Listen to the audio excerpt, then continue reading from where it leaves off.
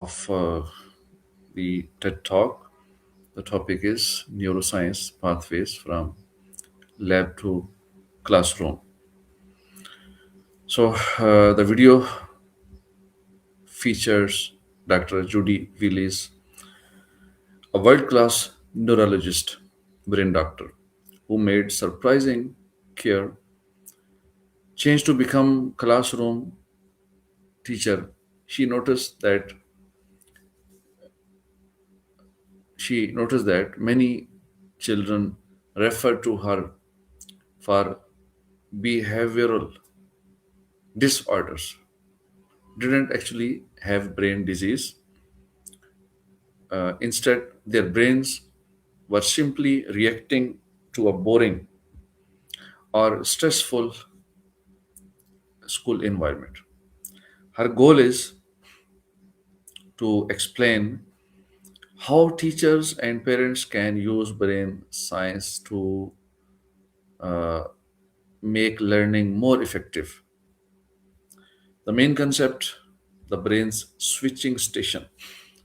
The core of her talk revolves around a tiny part of the brain called the amygdala. Think of it as a traffic cop or a switching station. In a happy, calm state, informative flow through the amygdala to the prefrontal cortex, the thinking brain. This is where real learning and long term memory happen. In a stressed, bored state, the amygdala gets clogged.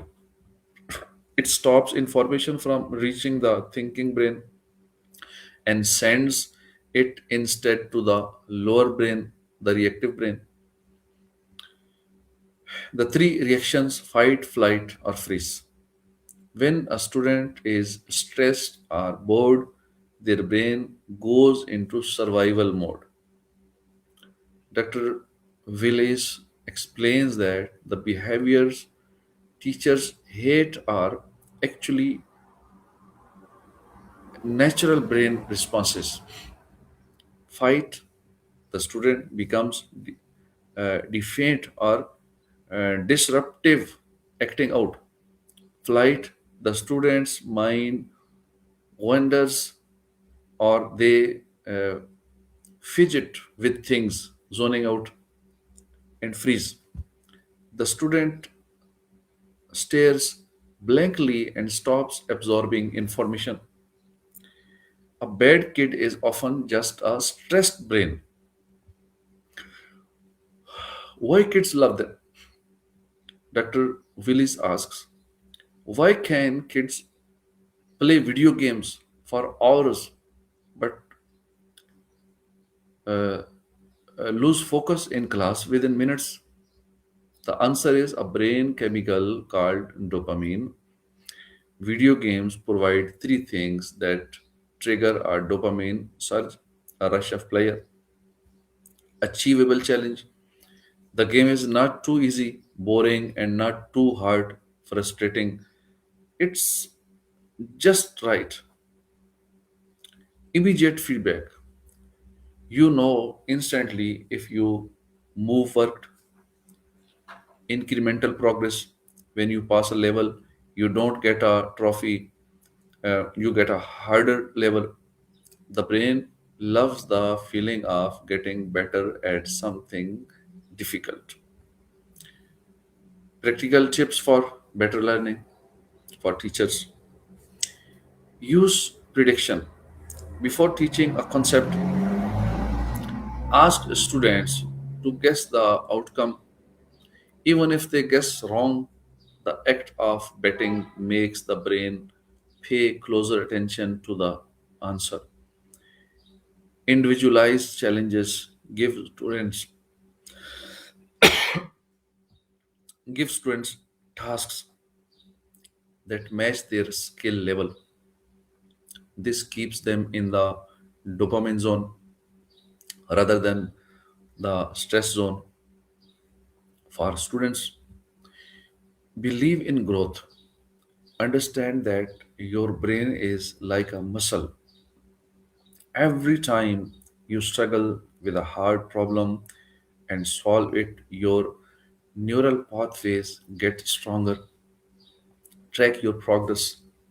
Don't just look at grades, look at how much you have improved from last week.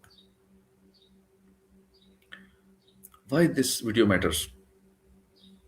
This talk is groundbreaking because it shifts the blame away from the students. It proves that learning is biological. If a child is not learning, we should not just tell them to try harder. We need to change the environment to unlock their amygdala. It is must watch for anyone who wants to understand the human mind's potential. Five key takeaways. Stress blocks learning. You cannot learn effectively if you are scared, bored, or frustrated. The amygdala is the gatekeeper. Emotional health is the first step towards academic success. Dopamine is fuel. Curiosity and small wins keep the brain motivated. The video game model education should focus on challenge plus feedback plus progress. Behavior is communication. Acting out is often a sign that the brain is in reactive mode. So, this video is very important, especially for teachers. The high stress switch. Dr. Willis explains that when the amygdala is over activated by stress, it physically directs metabolic energy away from the brain's uh, executive suit and down to the primitive survival centers. The myth of the bad student, many students labeled as oppositional defiant are actually just in a permanent fight mode because the curriculum feels like a constant attack on their self esteem. ADHD versus flight.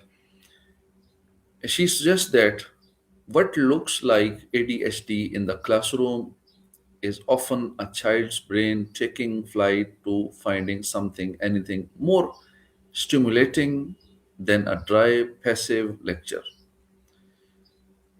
The Pitite look alike.